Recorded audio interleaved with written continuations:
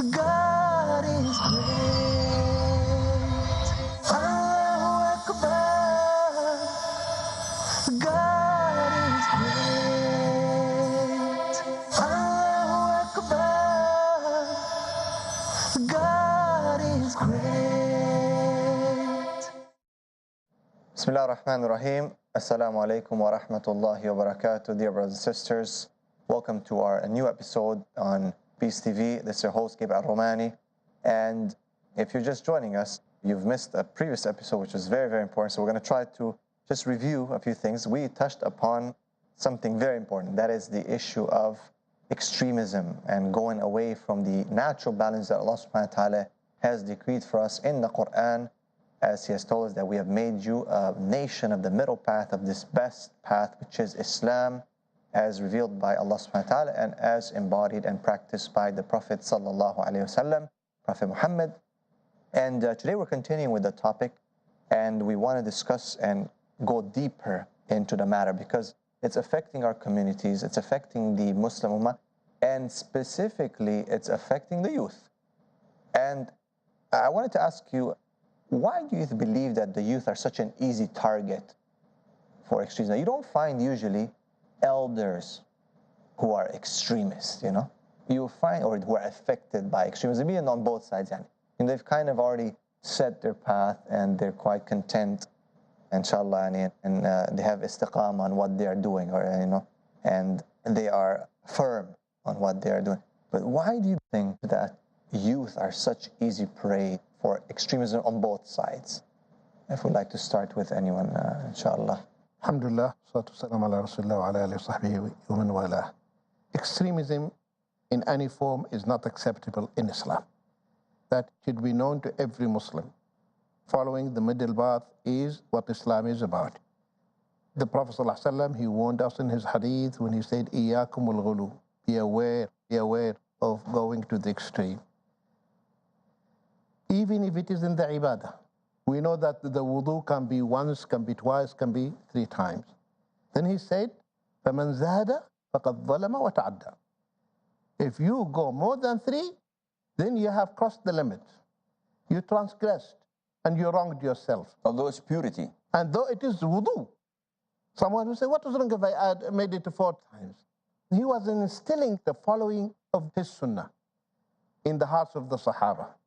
You mentioned in the beginning, some people that try to say, we have to do more than the Prophet ﷺ, and they even go against the Sunnah.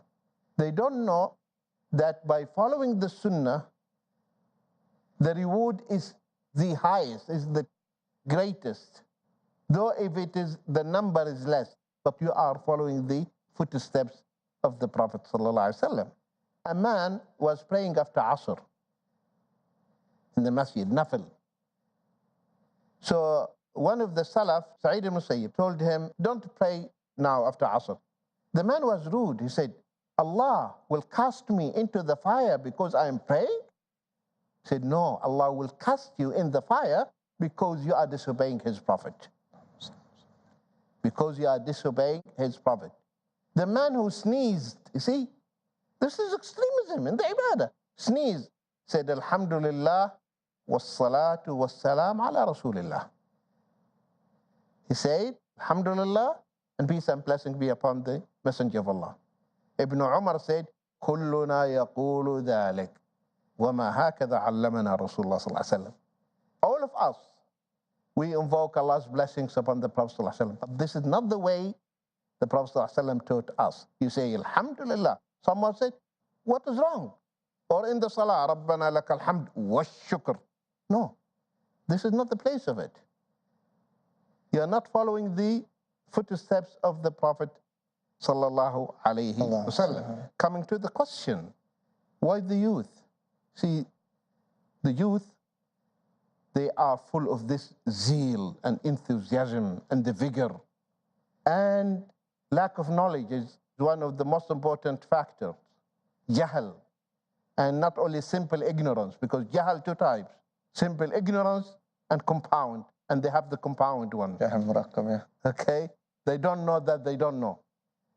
See, this is a problem. So that's why, because of the lack of the knowledge, they are so vulnerable.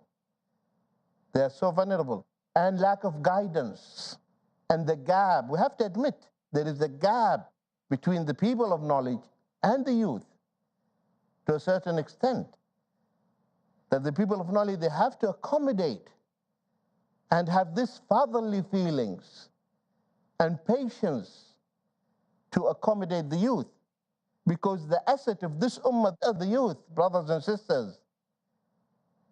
These are the real asset of the ummah. Imagine this person who's ready to give his life for the sake of Allah, according to his understanding. In this regard, he has that sincerity inside him.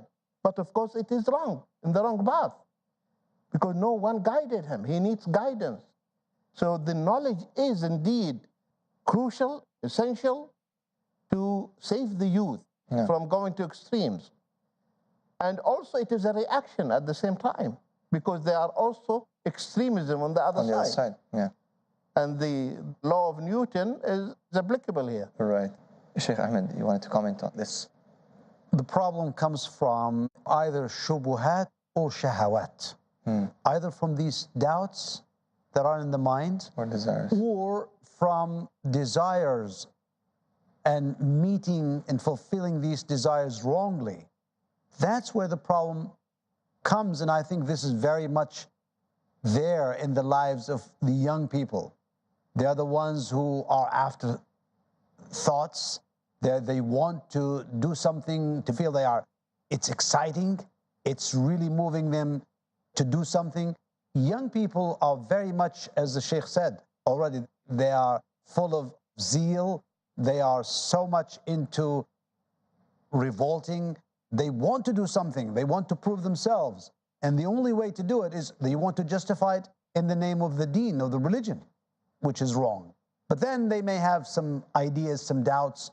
And then if they find that true scholars of Islam who ask them to be patient, to follow the middle path, not to go into the extreme, even when you're dealing with people in authority in your own particular Muslim country, those who have wrongdoings, they may have not done things right. What is your position? Well, they don't think of the consequences. They only need to do it because, right, if someone does something wrong, I have to attack immediately. I have to go against this person. I exert all my efforts, not thinking of whether this is the right attitude, the right way to deal with things. You always need to think of the consequences of what you do. Now, the young people have these two things. So either they would indulge in these things which really are used by those institutions, those entities who would like to maximize the benefit from these extremist tendencies among young people, to take them into the extreme. And the best thing is to say, well, why don't you go as a martyr in the way of Allah? Why don't you go ahead and blow up buildings? Why don't you go and explode even yourself? You know, within the enemies of Islam, they go against each other. We have seen that, for example, in many places around the world.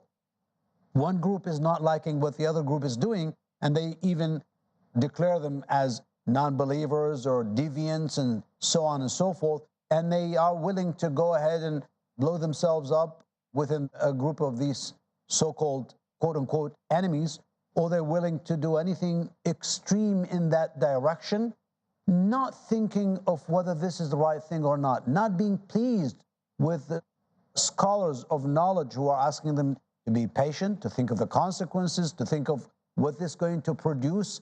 This is not the way. You should always take the right step with wisdom, with understanding, with going to the scholars. Sheikh Salem has already told us about the importance of this connection between the young and the old, the scholars in particular, those who are well-versed in the knowledge of Islam. They understand what Islam requires. And you as a young person, even if you see a particular ayah or hadith, you may not understand what they mean, and you just only take them literally or just out of context and try to apply them right away.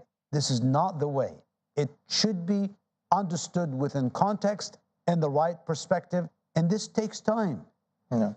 And that's why taking this into the extreme is going to affect. Or otherwise, we find young people among Muslims, mashallah, either in the Muslim countries or non-Muslim countries, looking after the young people and after their own desires. They'd like to indulge in fulfilling their desires, going out of their way and mixing with girls and women, doing all the filthy things, thinking, well, I am young, it's okay. To enjoy my They're life. all right. As long as I pray, alhamdulillah, I'm not a kafir, I'm not a non-Muslim, I pray, but I enjoy myself. You know, life should not be restricted. Why you sheikhs and to them, this is extremism. Why do you corner us? Put us in this, you know, you make life look gloomy to us. You know, let's live life. Let's enjoy what's available here. And Allah is Ghafurur Rahim. Allah is oft forgiving, oft merciful. You know, but that's not the way. You should not go to this, and you should not go to this. Always be patient, control your life. You should be a person of reason, a person of wisdom, and that does not come easily. It comes with struggle, with striving, until you reach it by the permission of Allah. Inshallah. Jazakumullah khair. Very good points. Inshallah, we're going to take a short break and we'll be right back, continuing with this topic of extremism. Allahu Akbar. God is great.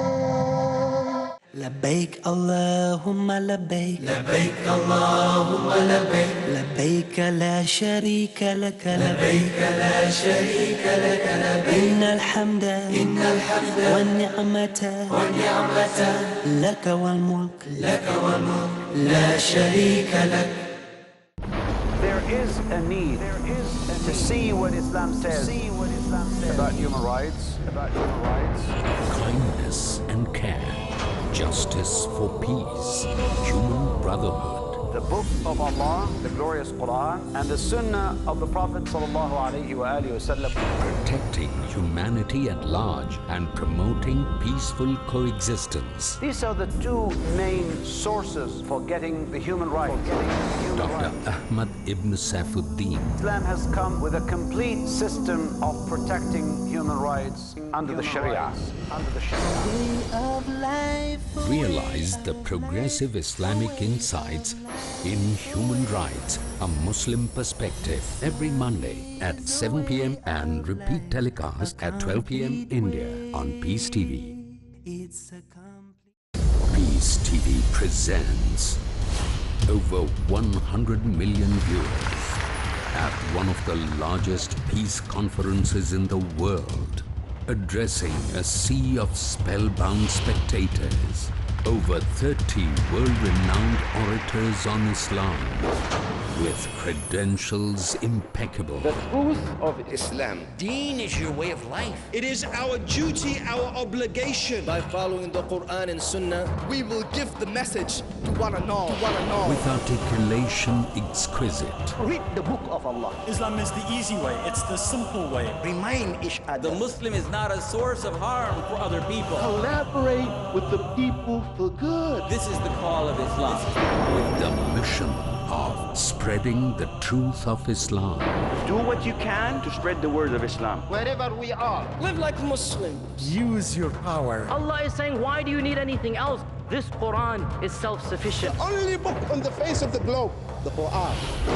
How a human being should lead his life is given in this instruction manual, the glorious Quran. For peace to prevail on earth in Peacemakers. Next on Peace TV.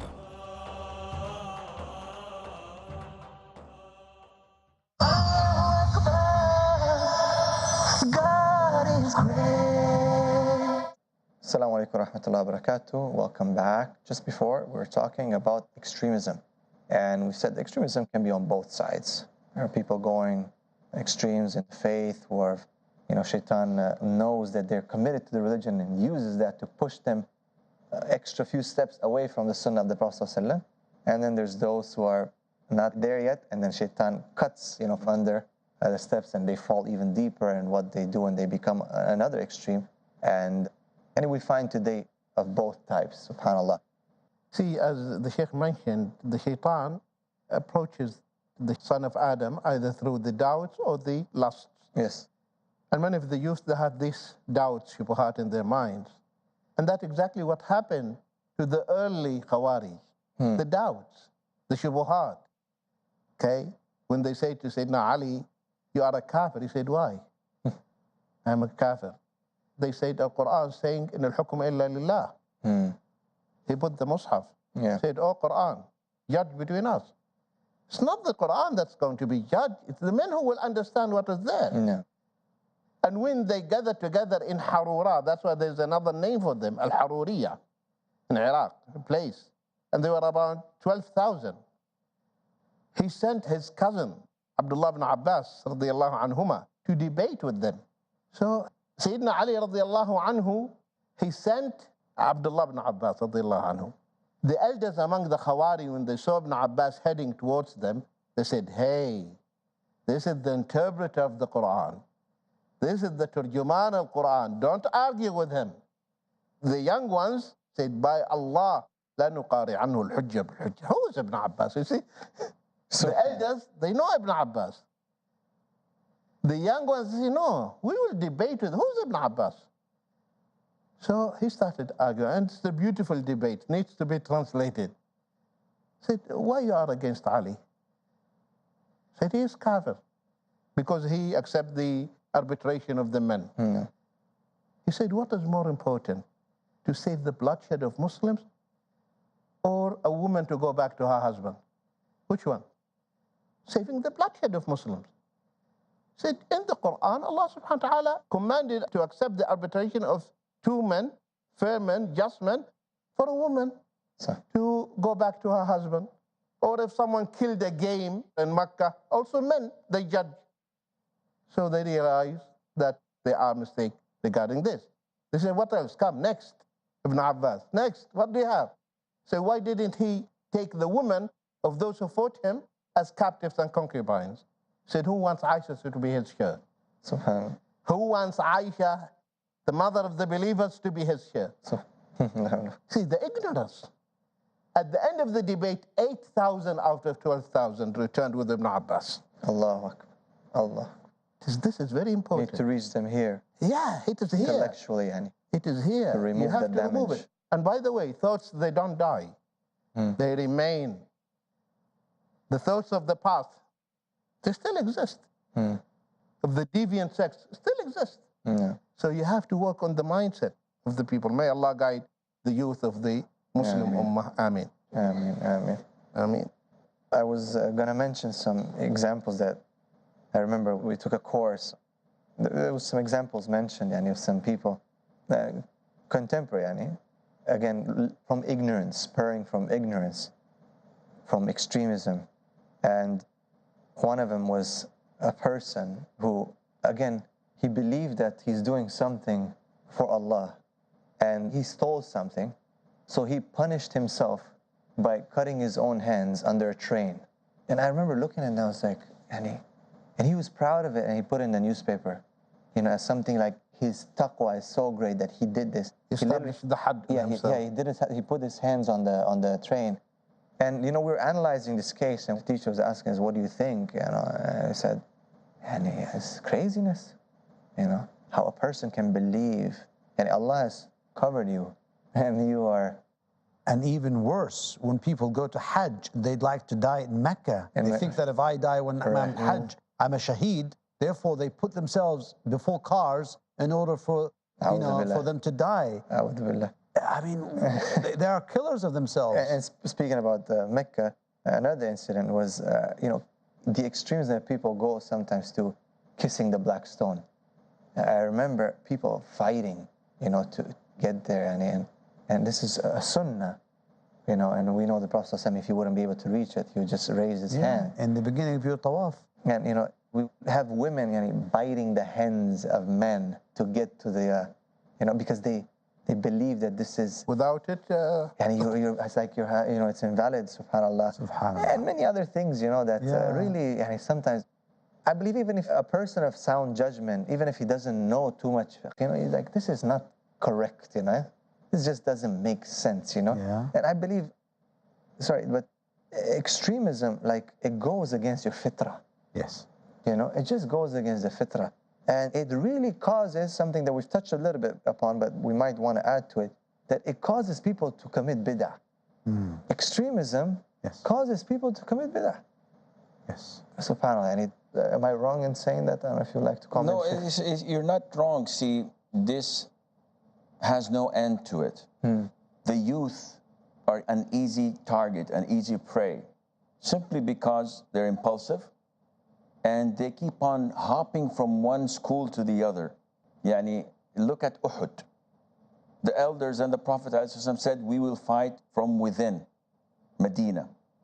The youngster says, no, we weren't with you in the Battle of Badr, and we would like to go out and we will do this and we will do that. And there was so much noise and confusion, and the Prophet agreed, ﷺ, even though they regretted it. Even though they regretted it. They said, oh, Prophet of Allah, we might have pressured you.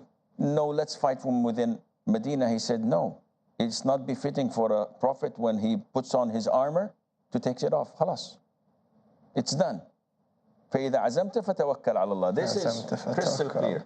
Also, you find that the youth hopping from one school to the other, a man comes to Imam Malik and says, Malik, let's debate.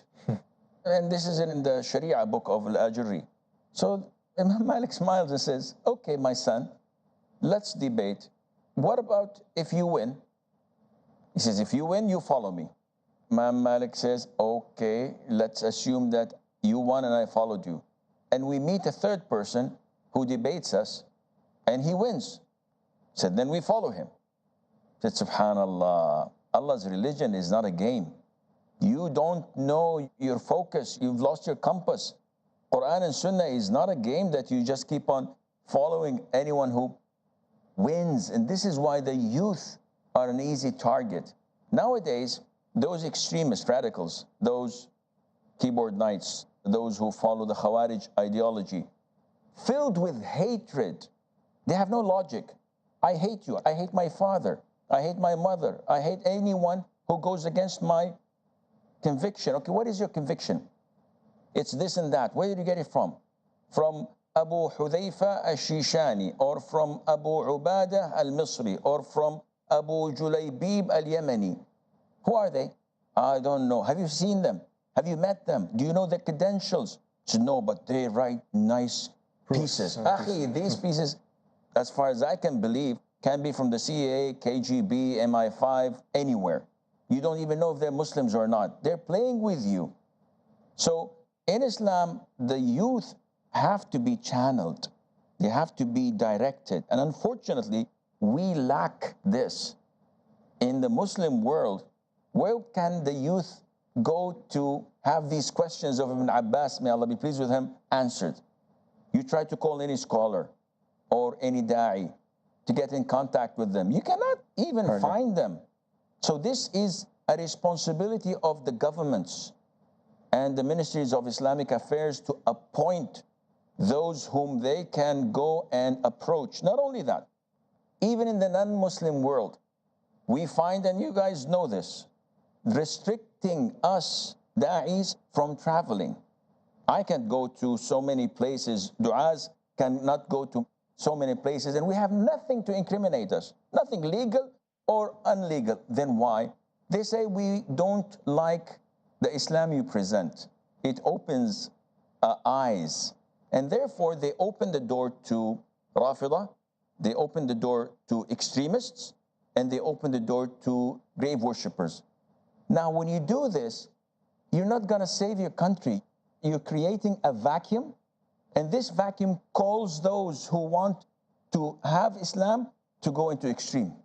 When you don't have the proper Islam, Islam that we preach is from the Quran and Sunnah, and it fits nature, as you said.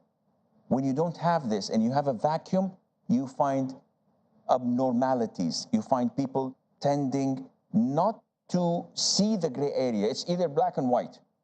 So it is blowing up places. It's killing those who differ with us. It's extremism that we as Muslims reject. And it's not us. It's the 1.7 billion Muslims worldwide that reject. But Islam is hijacked by a handful of people with strange ideas, with radical thoughts, and with the backing and financing of the enemies of Islam.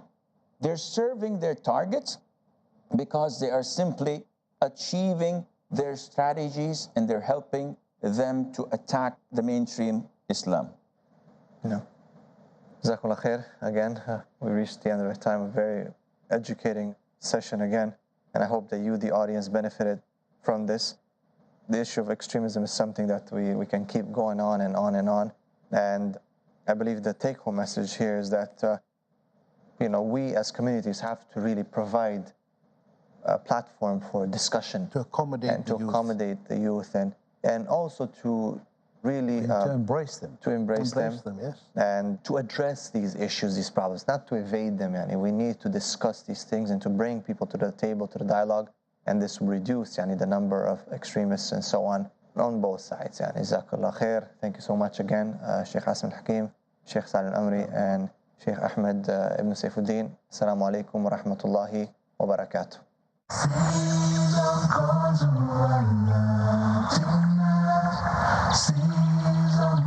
and goes.